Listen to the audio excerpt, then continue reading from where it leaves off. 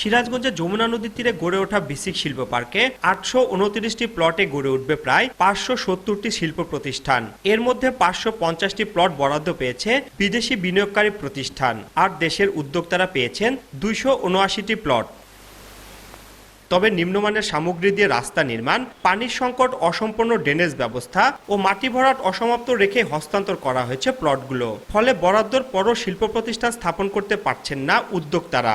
প্লটগুলা স্বয়ংসম্পূর্ণ রাখে নাই, প্রতিটা প্লটে 7-8 ফুট করে ডিপ। এক সাইডটা ছিল 5 থেকে 6 ফিটের মতো একটু নিচু, আর এক সাইডটা 8 থেকে 10 ফিটের মতো নিচু। কাজটা দ্রুত করার জন্য এই নিজ অর্থায়নে এখানে আমরা ভরাট করতেছি। প্রয়োজনীয় কাজ শেষ করে দ্রুত প্লটগুলো প্রতিষ্ঠান স্থাপনের উপযোগী করার দাবি উদ্যোক্তা ও ব্যবসায়ীদের। 18 মাস কেন, আমরা 36 মাসেও উৎপাদনে যেতে পারবো কিনা এটা সন্দেহ আছে। এখন আমাদের জোর দাবি অতি শীঘ্র নিচু জায়গাগুলো ভরাট করে আমাদেরকে প্লটগুলো দেওয়ার জন্য দ্রুততম সময়ের মধ্যে সমাধান করে ব্যবসায়ীরা যেন কলকারখানা স্থাপন করতে পারে সেই ব্যাপারে দাবি জানাচ্ছি। তবে এ বিষয়ে ক্যামেরার সামনে কথা বলতে রাজি হননি প্রকল্প পরিচালক। ওনারা আছে, আমরা বলে গেছি, আমরা তো যেটা বললেন, আমরা এটা পারবো না।